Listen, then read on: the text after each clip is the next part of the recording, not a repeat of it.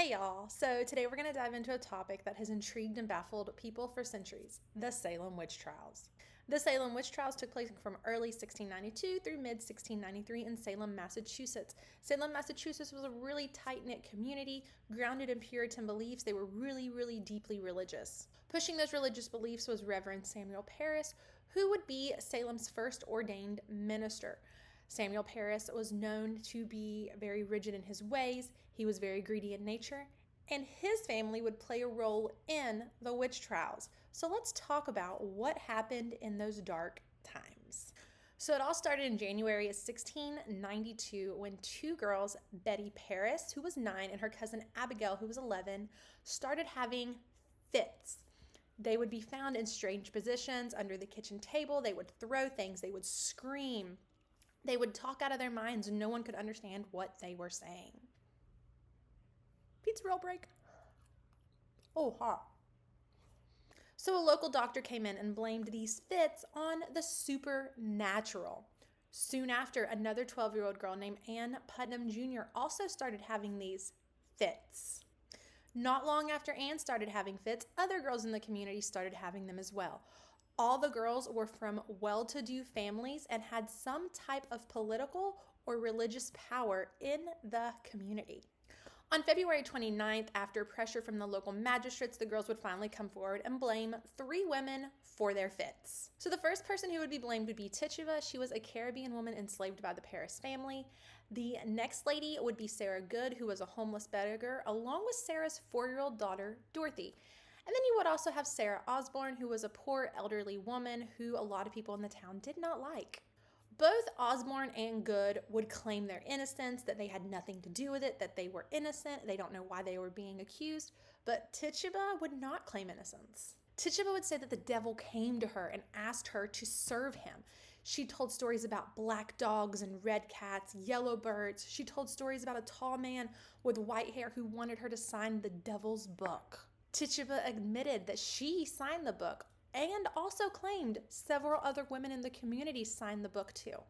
So after this, the governor of Massachusetts established a special court. Those people on the special court who were placed on it would be the ones who would decide the fate of these so-called witches. Everyone on the special court was some kind of powerful person in the Salem community. So let's talk about one of the specific people that was part of the Salem Witch Trials, one of those powerful men, Increase Mather. Increase Mather was a very big figure in the Puritan faith. He was a leader, he was a preacher, and he had once been president of Harvard. Increase told his congregation that they needed to worry more about themselves and what they were doing rather than worrying about their neighbors and what their neighbors were doing. So Increase and his son Cotton, who would follow in his dad's footsteps as a preacher and as president of Harvard, were both supportive of the Salem Witch Trials, but they were also skeptical at the same time. So one of the things that made both Increase and Cotton skeptical about the Salem Witch Trials was the use of spectral evidence. So I'm going to explain what spectral evidence is. I'm going to read it from my screen so I don't mess it up.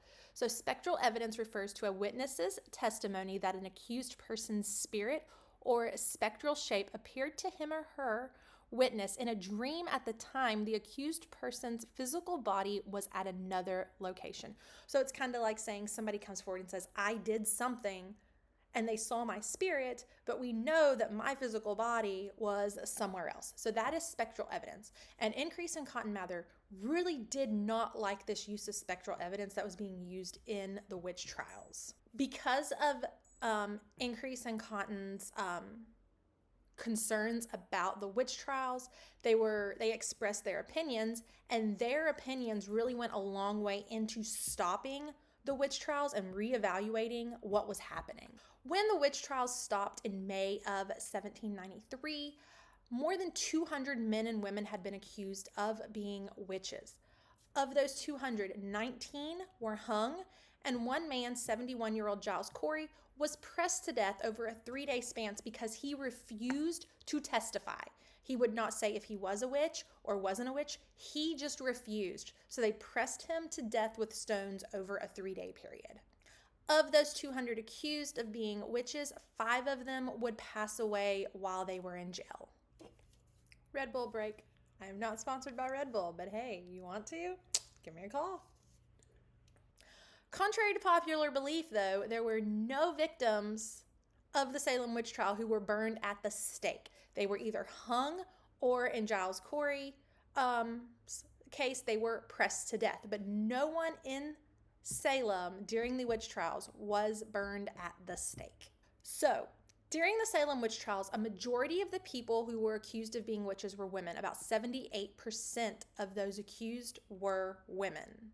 So the Puritan belief and the New England culture at the time felt that women were more inherently sinful and could be infiltrated by the devil much easier than men could.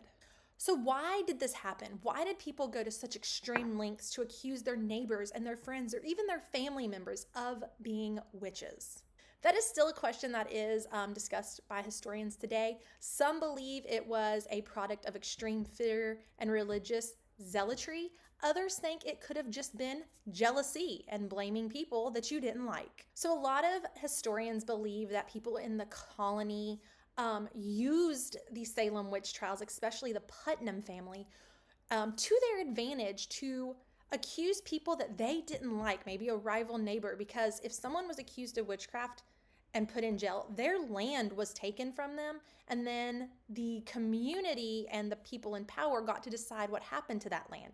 So some people probably just took advantage of the situation and said, oh, well, that person's a witch, because they didn't like the person or they wanted the person's land or for some other reason.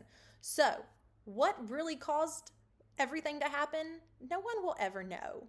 In 1702, the courts called the Salem witch trials unlawful, and in 1711, the colony passed a bill restoring the rights and the good names to many of those who had been accused of being witches. In August of 1957, the governor of Massachusetts signed a bill into law officially apologizing for the Salem witch trial. Conspiracy theory time! So there are many historians over the years who have had this thought that it wasn't fits from the devil or from witches, but it was actually something called ergotism, which is a condition caused by eating food that is contaminated with a fungus. The symptoms of this include muscle spasms, vomiting, hallucinations, delusions. There are many historians who do not believe in this ergotism theory, but there are some historians who do. So I just thought I would throw it in there and see what you think. So in conclusion, the Salem witch trials is a haunting and cautionary tale. It reminds us of some of the darkest times in American history. It reminds us of our capacity of fear, of paranoia, and the consequences of unchecked power and unchecked mass hysteria. During the Salem witch trials, families were torn apart, lives were shattered, and a community was scarred for generations to come. If you enjoyed today's video and you want to see more videos like this one, hit the like button, subscribe, and comment below with what are your thoughts on the Salem witch trials.